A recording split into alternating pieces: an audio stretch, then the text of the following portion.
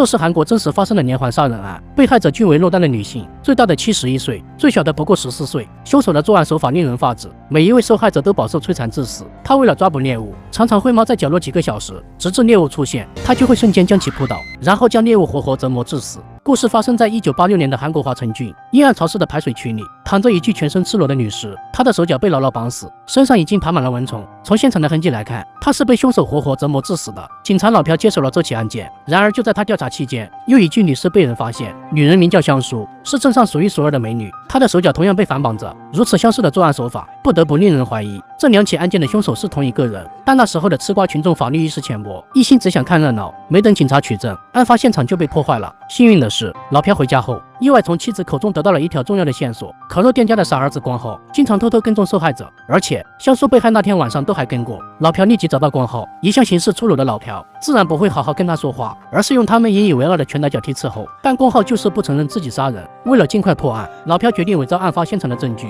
与此同时，汉城派来协助破案的警探老徐也来了。由于最近凶案频发，老徐只是问个路，就吓坏了前面的女子，正好被路过的老朴看到，二话不说就是一顿胖揍。两人也算不打不相识。老朴不顾老徐特派员的身份，带着他来到案发现场，用光浩的鞋子留下鞋印，拍完照就当成了证据。接着又把光浩带去山上，在他的威逼利诱下，光浩说出了香淑遇害的细节。奇怪的是，他仍然一口咬定自己没有杀人，而老朴和大档口不管这些，直接将他当作凶手抓了起来。沉稳的老徐对此嗤之以鼻。回去后，他仔细查看了所有资料，很快就发现了问题。捆住被害人的绳子打了很紧的结，而光浩的手被火烧到过，连筷子都拿不稳，更不可能勒死成年女性。而且他还发现死者都是下雨天被害，他们都穿着红色的衣服。更可怕的是，极有可能还有一名被害者至今没有被发现。第二天，警方就根据老徐标志的地点找到了那名已经失踪2个月的女子，只不过她的身体已经腐烂发臭。根据法医鉴定，这3起命案的作案手法如出一辙，可以断定就是同一凶手所为。为了尽快抓住凶手，警方在下雨天安排了1名女警作为诱饵，打着雨伞在荒无人烟的小路上来来回回孤独地走着，其他警员则暗中观察又无可疑人员。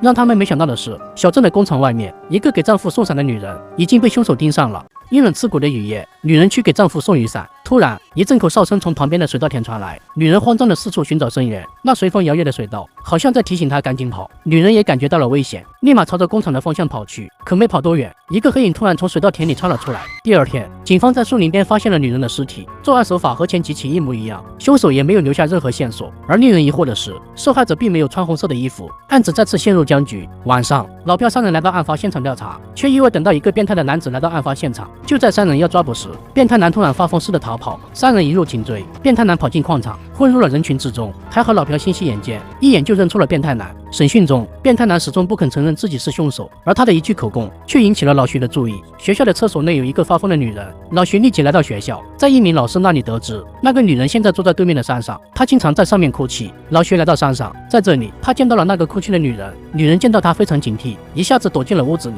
老徐只能叫来女警安抚女人。渐渐的，女人放下了戒备。原来早在1年前，凶手就对她下过毒手，但她比较幸运，艰难的逃过一劫。虽然没有看到凶手的容貌，但她很清晰的记得凶手的手很柔软，不像是干重活的人。老徐立即赶回警局，发现变态男的手非常粗糙，很明显他根本不是凶手，自己辛辛苦苦抓的嫌疑人，凭一双手就能洗脱嫌疑。老朴当场火冒三丈，揪着老徐就要开打，幸好女警及时发声制止。他打开收音机，此时播放着一段音乐。原来所有凶案还有一个共同点，凶手在行凶的同时，电台都在播放一首名叫《悲伤情歌》的歌曲，极有可能点歌的人就是凶手。打开窗户，外面已经下起了大雨，众人这才意识到大事不妙。果不其然，又一名女子惨遭杀害。根据法医鉴定，受害者的死亡时间恰好是老朴2人打架的时候。面对毫无人性的凶手，老朴幡然醒悟，自己在严刑拷打的其实是自己那颗虚伪的心。而老徐也渐渐发现，自己引以为傲的侦查手段在凶手面前只不过是纸上谈兵罢了。就在2人毫无头绪时，电台打来电话，找到了那名点歌的人，2人立即找了过去。从见到男人那一刻开始，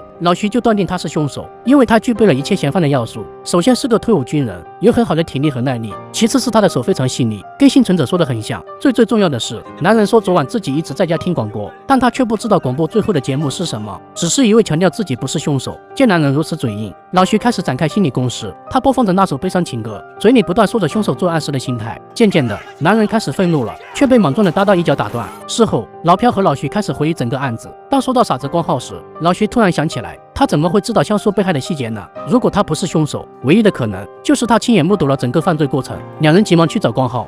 男人躲在草垛里，亲眼目睹了一起残忍的凶杀案。当老朴拿出嫌疑人的照片给他指认时，光浩的眼神突然就变了，情绪也开始失控，嘴里不断说着：“他把我丢进了大火。”这时，光浩的家人赶了过来，二话不说就和老朴两人打了起来。光浩害怕的逃跑，却被疾驰而来的火车撞死了。光浩的死让两人十分的愧疚。由于没有证据，点歌的男人自然也被释放。不过，法医那边传来一个好消息，在被害人的衣服上发现了凶手遗留的不明液体，上面能够提取凶手 DNA。但那时候的韩国并没有检测的技术，只能拿到美国进行相关检测。众人很是无奈，只好等着结果出来。在这段时间内，老徐负责监视点歌的男人。由于长时间得不到休息，老徐不小心打了个盹。等他醒来时，男人已经离开了。令人奇怪的是，明明只有6个站点的距离，2个小时过去了，男人却没有回到家中。与此同时，小镇的另一边，一个放学回家的女孩被人掳走了。第二天，噩耗再次传来，看到尸体上的创可贴，老徐的心态崩溃了。这个女孩是他去学校调查时认识的，创可贴还是自己帮他贴上去的。老徐再也按捺不住内心的怒火，认为是自己的疏忽才导致了这起悲剧的发生。失去理智的他将一切都发泄到男人的身上。哪有那么巧的事？你刚离开就立马有人遇害。就在老徐要一枪打死他时，男人一把打飞了他的手枪。这时老朴也拿着 DNA 检测结果赶来，可打开鉴定表，他瞬间傻眼了，满脸的不甘与无助。一切的猜想和证据都证明他们的判断是错的，他始终不敢相信这样的结果，但终究还是错了。这一刻，老徐的世界观彻底崩塌了。明明眼前的男人就是凶手，老天爷却不站在自己这边。老徐不顾一切想要开枪打死他，关键时刻老朴制止了他。老朴让男人盯着自己的眼睛，可他也犹豫了，他看不透男人的眼神，或者说这不是正常人该有的眼神。这时一辆火车呼啸而来，3人被火车分开，男人消失在了黑暗的隧道之中，一切的努力就这样付诸东流。时间来到2003年，老朴已经转行当起了老板。他在送货时路过案发地，心有不甘的老朴来到那条水渠边，这里的一切似乎都没有改变。就在这时，一个女学生过来告诉他，不久前也有一个人和他一样查看水渠道。那人还说想起了以前在这里做的事，特意回来看一看。老朴问女孩那人面目有什么特征，女孩说那人很普通，就和平常人一样。听到这话，老朴若有所思地想起了什么。这是电影史上最震撼人心的镜头之一。奉俊昊导演曾说，如果凶手在时，他一定会看这部电影，所以我安排了宋康昊直视镜头的这一幕，其实就是在看着凶手。